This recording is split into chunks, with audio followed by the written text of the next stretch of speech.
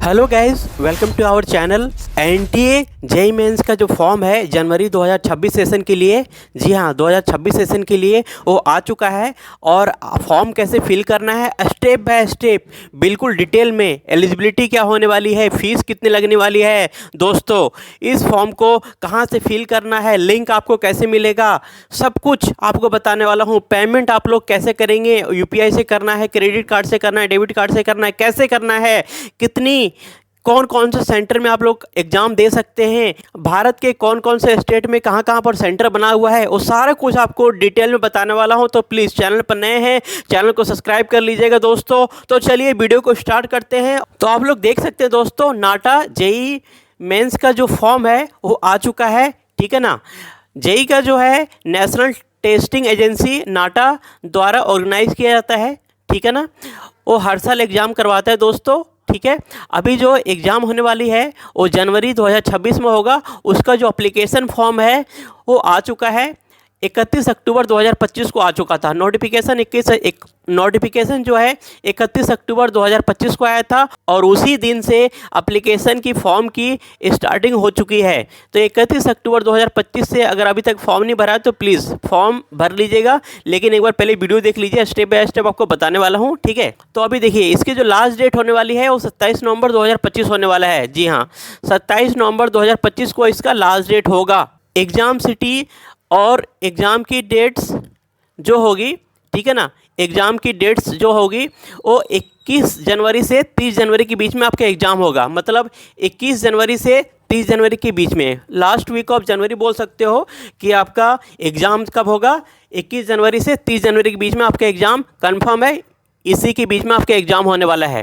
Answer की बात करें, जब आपका एग्ज़ाम कंप्लीट हो जाएगा उसके बाद आंसर जो की है वो आपका ऑफिशियल वेबसाइट पर, जेईई मेंस की जो नाटा वाली वेबसाइट है उस पर डिक्लेयर कर दिया जाएगा दोस्तों, ठीक है।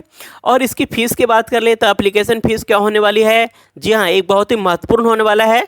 तो एप्लीकेशन फ़ीस की बात कर लेते हैं। एप्लीकेशन फ़ीस होने वाली है जनरल, ओबीसी और ईडब्ल्यूएस के लिए 1000 रुपये से 2000 रुपये फीस आपकी होने वाली है, ठीक है ना। SC ST PW के जो भी स्टूडेंट हैं, जो भी छात्र हैं, उनके लिए जो फीस होगी वो 500 से 1000 रुपीज़, मतलब 500 रुपये से 1000 रुपये लगेगा भैया, ठीक है। उसके बाद पेमेंट मोड, जी हाँ पेमेंट मोड पूरी तरीके से ऑनलाइन है, आपको ऑफलाइन की कोई भी गुंजाइश नहीं है। इसमें पूरी तरीके से ऑनलाइन मोड में पेमेंट करना है।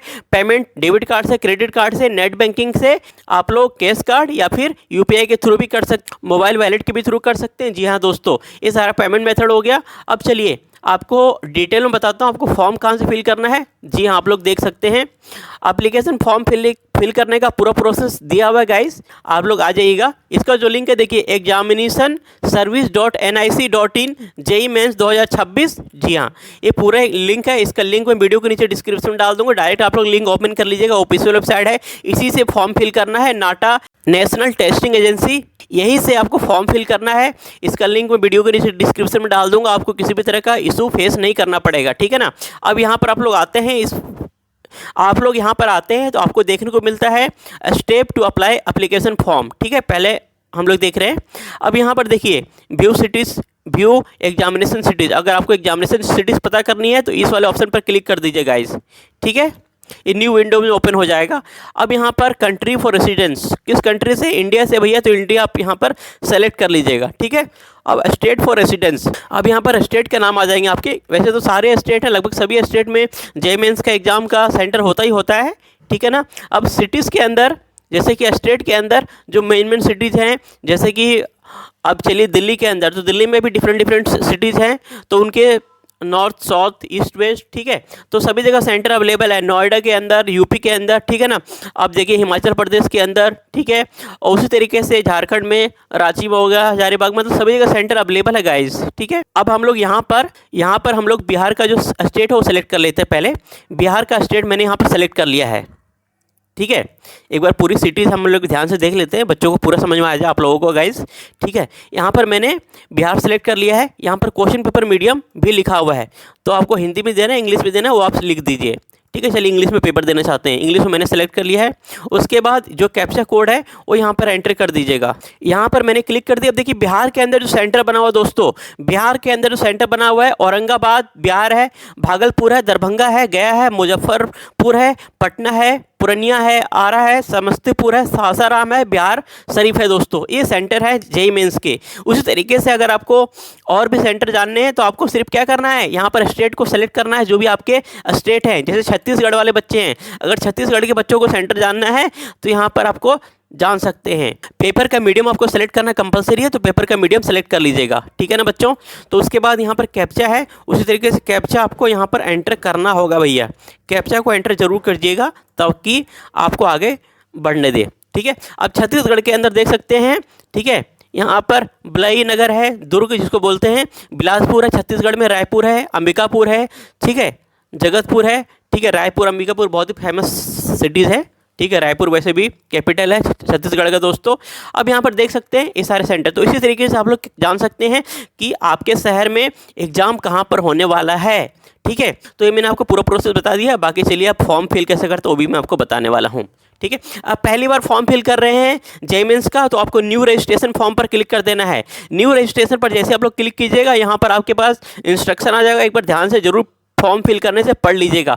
जब भी कोई भी फॉर्म फिल करते हैं तो जो भी इंस्ट्रक्शन होता है लिखा हुआ, उसको एक बार ध्यान से बिल्कुल बारीकी से डिटेल में पढ़िएगा। बिना इंस्ट्रक्शन पढ़े हुए आप लोग फॉर्म फिल करने नहीं जाना है दोस्त। यहाँ पर लिखा हुआ है कोर्स का नाम, ठीक है, यहाँ पर कैटेगरीज है, यहाँ पर फीस है, यहाँ पर जेंडर लिखा हुआ है। तो देखिए बीए और बीटेक में जाना चाहते हैं, सिर्फ बीए और बीटेक में आपको जाना है तो जनरल के लिए मेल के लिए 1000 रुपीज़ लगेगी आपको, फीमेल के लिए 800 रुपीज़ है। वहीं पर बीए आर्क में आपको जाना है तो वहीं पर फीस दी गई है दोस्तों, ठीक है। अब ईडब्ल्यूएस के लिए, ओबीएल के सबके अलग अलग फीस यहाँ पर अवेलेबल है, एक बार ध्यान से देख लीजिएगा। बी बीटेक का भी देना है और बी आर का, दोनों का एक साथ ही अगर आपको देना है तो आपके लिए 2000 रुपये फीस पड़ेगी और फीमेल के लिए 1600 रुपये है। अगर आपको सिर्फ बी बीटेक का सिर्फ एक सिंगल पेपर देना है तो 1000 रुपीज़ पड़ेगा, ठीक है। आपके एलिजिबिलिटी के अकॉर्डिंग ये फॉर्म को फिल करना है गाइज, ठीक है।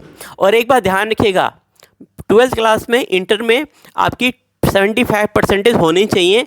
और देखिए काफ़ी सारे बच्चे क्या होते हैं, कंफ्यूज होते हैं। काफ़ी सारे बच्चे अभी 12 अपेयर कर रहे होंगे, 12th का एग्जाम देने वाले होंगे, तो फॉर्म में आपको 12th अपेयरिंग ही डालना है, 12th पास नहीं डालना है, 12th अपेयरिंग ही डालना है। जिन बच्चों का रिजल्ट आ चुका है गाइस, ठीक है ना, जिन बच्चों का रिजल्ट आ चुका है, जो पास हो चुके हैं, जो 75% ला चुके हैं, उनको 12th पास डालना है और अपना परसेंटेज डालना है, अपना मार्क्स डालना है उसके अंदर, ठीक है। तो इस तरीके से आपको form step by step fill करना है गाइस, ठीक है। अब चलिए फॉर्म को स्टार्ट करते हैं और फिल करना आपको बताते हैं कैसे फिल करना है। यहाँ पर लिखा हुआ है प्रॉपर ढंग से फॉर्म कैसे फिल करते हैं, ठीक है। एप्लीकेशन, पासवर्ड वगैरह सब कुछ कैसे आपको एंटर करना है, पासवर्ड स्ट्रॉन्ग आपको रखना है और इमेज की साइज़ क्या रखनी है, ठीक है। कितनी केबी में इमेज की साइज़ स्कैन करके आपको क्या लगाना है, सर्टिफिकेट, सब कुछ सर्टिफिकेट का क्या केबी होगा, सब कुछ बारीकी से डिटेल में यहाँ पर मेंशन है। एक बार ज़रूर आप लोग सभी बच्चे फॉर्म फिल करने से पहले ध्यान पढ़ लीजिएगा। अगर आप लोग साइबर कैफे से फॉर्म फिल करवाते हैं तो भी खुद से जो इंस्ट्रक्शन है वो ध्यान से पढ़ लीजिएगा बच्चों, ताकि बाद में कोई करेक्शन ना हो, कोई इशू ना हो और बाद में आपको रिजेक्ट का सामना करना पड़े।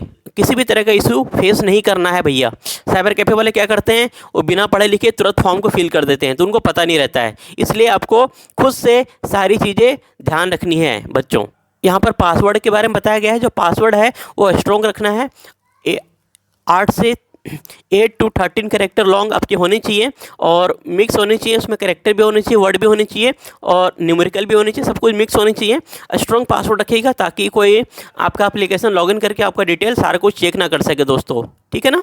तो ये सारी चीज़ें आपको ध्यान देनी है, मैं इसलिए बारीकी से आपको बता रहा हूँ ताकि कोई मिस्टेक ना कर सको आप लोग। और एक ईमेल आईडी आपके पास होनी चाहिए, मोबाइल नंबर होनी चाहिए, सारे कुछ डॉक्यूमेंट एक बार निकाल लीजिएगा सभी लोग। जब ये सारे कुछ इंस्ट्रक्शन ध्यान से रीड कर लीजिएगा, उसके बाद आपको यहाँ पर क्लिक टिक कर देना है। यहाँ पर लिखा हुआ है please read the instruction carefully and give your consent for below mention declaration, ठीक है ना। जब ये सारा इंस्ट्रक्शन ध्यान से रीड कर लीजिएगा, उसके बाद ही आपको इस वाले टिक पर टिक कर देना है। अगर ऐसे आना है डायरेक्ट टिक कर देना तो भी है, लेकिन सारा कुछ आपको पता होना चाहिए ध्यान से। अब आपको यहाँ पर क्लिक करना है, क्लिक हेयर प्रोसीड। जैसे आप लोग क्लिक कीजिएगा, अब यहाँ पर आपको नेम एंटर करना है, जो भी आपका नाम होगा यहाँ पर एंटर कर दीजिएगा, ठीक है। अब यहाँ पर आपके जो फादर नेम होंगे, गार्जियन नेम, फादर नेम, वो यहाँ पर आपको एंटर करना है, ठीक है ना। तो जो भी आपके फादर नेम है वो यहाँ पर एंटर कर दीजिए। जो भी आपके मदर नेम है, देखिए मदर नेम का यहाँ पर माता जी का नाम है, आपको यहाँ पे एंटर करना है दोस्तों, ठीक है। उसी तरीके से जो आपका डेट ऑफ बर्थ है वहाँ पर आपको एंटर कर देना है। आपने यहाँ पर डेट ऑफ बर्थ एंटर कर दिया। उसी तरीके से जो आपका जेंडर है, लिंग है, यहाँ पर जेंडर को एंटर करना है। उसी तरीके से अब यहाँ पर पूछा जा रहा है जो आपने ऊपर एंटर किया है उसको यहाँ पर कंफर्म करना है। नेम को दोबारा से एंटर कीजिएगा, ठीक है। मैंने ऊपर विजय राणा लिखा है तो यहाँ पर दोबारा से आपको विजय राणा लिखना है।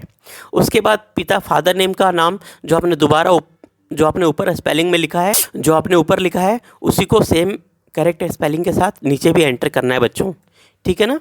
अब यहाँ पर जो मदर नेम है जो आपने ऊपर लिखा है सेम आपको नीचे यहाँ पर भी एंटर करना है भैया। अगर यहाँ पर गलती करते हैं तो फॉर्म आपका आगे नहीं बढ़ेगा, फिर करेक्शन शो करेगा, ठीक है। इसीलिए दोबारा से आप लोगों से यहाँ पर फॉर्म फिल करवाया जा रहा है ताकि आप लोग दोबारा से आप लोग मिस्टेक ना कर सको। जेईई मेंस भी समझता है बच्चों से गलतियाँ हो जाती है, इसलिए बार बार वो गलतियाँ करने आप लोगों से नहीं दे रहा है, ठीक है। ये सारी चीज़ आपको कंफर्म करनी है। उसके बाद आपका जो एड्रेस है यहाँ पर एड्रेस आपको मेंशन करना है बच्चों। जो आपका एड्रेस है ना वो यहाँ पर आपको एड्रेस मेंशन करना होगा ध्यान से, ठीक है। बिल्कुल ध्यान से, मैं आपके सामने एक डिटेल फिल कर रहा हूँ, आप लोग देख लीजिएगा बच्चों। अपने अकॉर्डिंग सारा कुछ फिल कीजिएगा। यहाँ पर कंट्री नेम है तो इंडिया डालिएगा।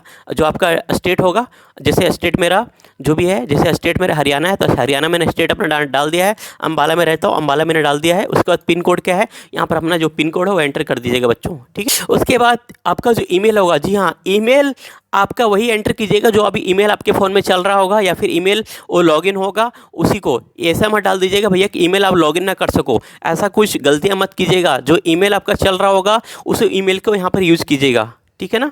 तो ईमेल यहाँ पर एंटर हम लोग कर देते हैं, आपके सामने देख लीजिए आप लोग ईमेल, ठीक है। तो इस तरीके से ईमेल यहाँ पर मैंने एंटर कर दिया है, यहाँ पर ईमेल डाल दिया। फिर इसी ईमेल को आपको दोबारा कंफर्म करना है तो आपको दोबारा से यहाँ पर कंफर्म करना होगा इसी ईमेल को। आपके सामने बिल्कुल स्टेप बाय स्टेप फॉर्म को फिल कर रहा हूँ ताकि आपको फॉर्म फिल करने में कोई मिस्टेक ना करो।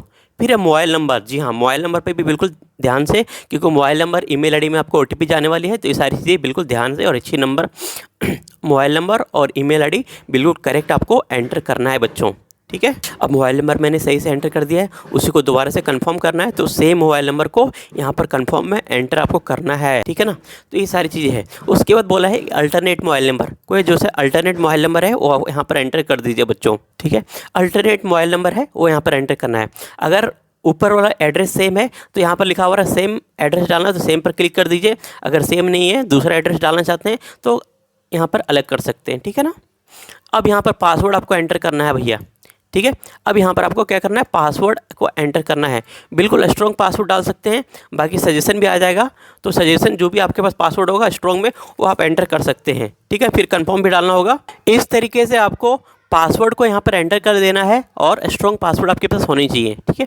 अब यहाँ पर सिक्योरिटी क्वेश्चन पूछा जा रहा है आपसे, तो यहाँ पर जो भी आपका यहाँ पर मैंने सेलेक्ट कर लिया what is your favourite colour. आपके अकॉर्डिंग जो भी क्वेश्चन डालना चाहते हैं डाल सकते हैं, उसका आंसर भी आपको याद रखना पड़ेगा, ठीक है। What is your favourite question, ठीक है। यहाँ पर पूछा जा रहा है what is your favourite colour, तो मेरा फेवरेट कलर क्या है, ब्लैक है, तो मैंने यहाँ पर ब्लैक लिख दिया है, ठीक है। तो यहाँ पर मैंने ब्लैक एंटर कर दिया बच्चों, देख सकते हो आप लोग, ठीक है। अब यहाँ पर जो है कैप्चा आपको एंटर करना है भैया। कैप्चा को बिल्कुल ध्यान से एंटर कीजिएगा। कैप्चा में किसी तरह का कोई गलती नहीं करना है। जब ये सारा कुछ सही हो जाएगा एक बार फॉर्म को रिव्यू जरूर कर लीजिएगा, आपने जो एंटर किया वो सही है या गलत है, ठीक है ना। अब यहाँ पर आपको आना है और सबमिट वाले बटन पर सबमिट कर दीजिएगा।